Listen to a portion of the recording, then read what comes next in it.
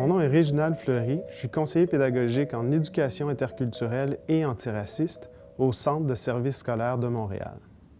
Lorsqu'on parle du programme d'intégration linguistique, scolaire et sociale, c'est un programme qui soulève d'abord beaucoup d'enjeux sociaux.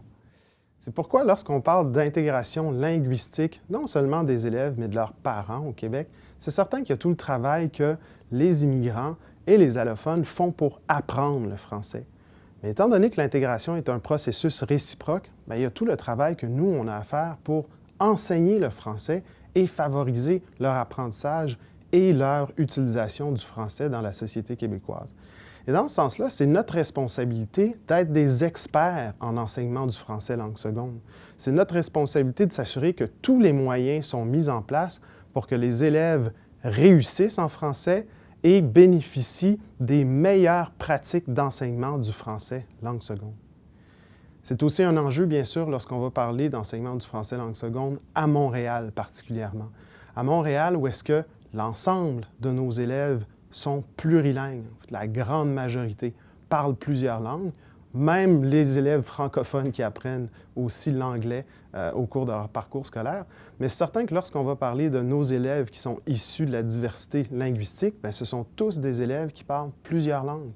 Et dans ce sens-là, l'enseignement du français, particulièrement à Montréal, doit tenir compte de cet aspect-là, où même un enfant qui est arrivé au primaire ou préscolaire dans le système scolaire montréalais va être un élève qui est en apprentissage du français en même temps qu'il apprend d'autres langues, que ce soit à la maison ou tout simplement dans sa vie en général.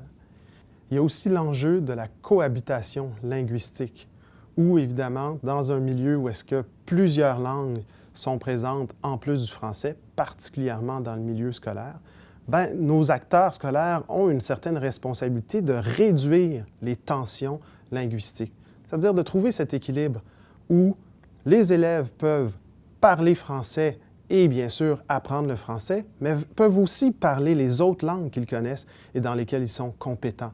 Donc, trouver cet espace où est-ce que la diversité linguistique et la valorisation du français sont en équilibre dans le milieu scolaire. L'objectif étant bien sûr que nos élèves, tous nos élèves, qu'ils soient nés ici ou ailleurs, que le français soit leur langue maternelle ou que ce soit la première, la deuxième, la troisième ou la cinquième langue qu'ils apprennent, se sentent francophones. Francophones et québécois, bien sûr, fiers de porter le français, mais sans nécessairement avoir à délester le bagage linguistique qu'ils ont.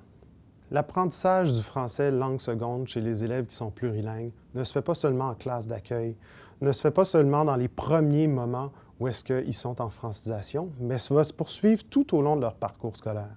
Et c'est dans ce sens-là où la compétence à enseigner le français à des élèves qui parlent plusieurs langues n'est pas seulement celle des enseignants de francisation ou de classe d'accueil, mais doit être une responsabilité qui est partagée. Et dans ce sens-là, c'est important d'avoir les bons outils d'enseignement pour les bons élèves. J'aime bien prendre l'exemple du tournevis, où est-ce qu'on a par exemple des élèves qui sont monolingues francophones, qui sont la majorité de nos élèves au Québec, avec qui on est habitué d'utiliser le tournevis à tête plate. Donc, c'est évidemment l'outil qui fonctionne pour la grande majorité des élèves au Québec. Mais lorsqu'on parle non seulement du Québec, les élèves qui sont plurilingues, mais aussi particulièrement à Montréal, on a un paquet d'élèves pour qui le tournevis à tête plate ne fonctionne malheureusement pas. Idéalement, parce qu'ils parlent plusieurs langues et ils ont plusieurs compétences linguistiques. Dans ce sens-là, le tournevis à tête étoile, le tournevis à tête carrée ou même le tournevis octogonal font partie des outils dont on doit s'approprier pour pouvoir favoriser la réussite de ces élèves-là. Et c'est dans ce sens-là où non seulement le programme ILSS, mais tous les services d'accueil et de soutien à l'apprentissage du français constituent les outils qui nous permettent d'assurer la réussite des élèves plurilingues, qu'ils soient à Montréal ou à l'extérieur, partout au Québec. Une classe et une école accueillante tiennent compte non seulement du bagage migratoire de l'élève, mais aussi de l'expérience d'immigration qu'il est en train de vivre. Et dans ce sens-là, l'école participe d'abord à son intégration sociale. Par exemple, en jumelant l'élève soit avec un autre élève de la classe ou même d'une autre classe pour favoriser le fait qu'il se fasse de nouveaux amis. L'école va aussi faire une certaine preuve de patience pour l'intégration scolaire de l'élève, pour qui ça va prendre un petit peu de temps avant qu'il s'habitue à son nouveau milieu, à sa nouvelle langue bien souvent, et aussi au nouveau contexte de classe, avant qu'il puisse exprimer son plein potentiel. Des fois, la gêne, un certain mutisme, ou tout simplement la peur de ne pas être aussi bon qu'il était dans son pays, vont nuire à ce que l'élève soit aussi agile et aussi vif qu'il le serait normalement. Donc, il y a une certaine patience ici à exercer. L'école accueillante permet aussi l'accès à l'élève à tous les services auxquels les autres élèves ont accès. Bien sûr, les services complémentaires, mais aussi les programmes contingentés et les activités parascolaires. Et dans ce sens-là, le moment ou le lieu d'où un élève provient ne devrait pas être déterminant à quel programme est-ce qu'il peut aller ou à quelle autre école est-ce qu'il peut aller.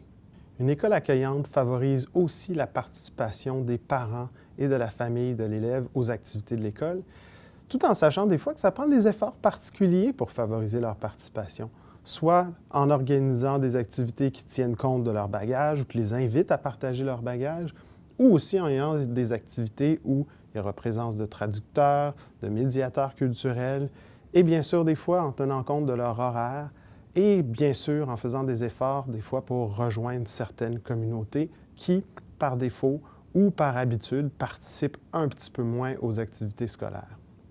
La classe accueillante va aussi s'intéresser, je dirais même faire preuve de curiosité par rapport au bagage culturel de l'élève. Par exemple, en explorant son bagage culturel, en explorant son histoire familiale, en jouant avec les langues parlées par les élèves, en apprenant, en les invitant à partager leurs compétences culturelles pour qu'ils soient capables, une fois de temps en temps aussi, de montrer ce dont ils sont pleinement capables de faire lorsqu'ils ne sont pas en apprentissage d'une langue seconde, qui est le français. La classe accueillante fait aussi une belle place à la diversité québécoise, notamment toutes les vagues d'immigration qui composent sa diversité aujourd'hui, que ce soit les vagues d'immigration irlandaises, écossaises, françaises, italiennes, haïtienne, maghrébine plus récemment. Donc, on explore cette diversité pour que les élèves se rendent compte que s'ils sont immigrants aujourd'hui, ils rejoignent tout un paquet d'immigrants qui sont arrivés ici aussi. Et la classe accueillante fait aussi une place aux Premières Nations pour découvrir non seulement leur histoire, mais aussi leur présence ici aujourd'hui, afin que ceux qui viennent juste d'arriver au Québec puissent faire le lien avec ceux qui y sont déjà depuis des millénaires.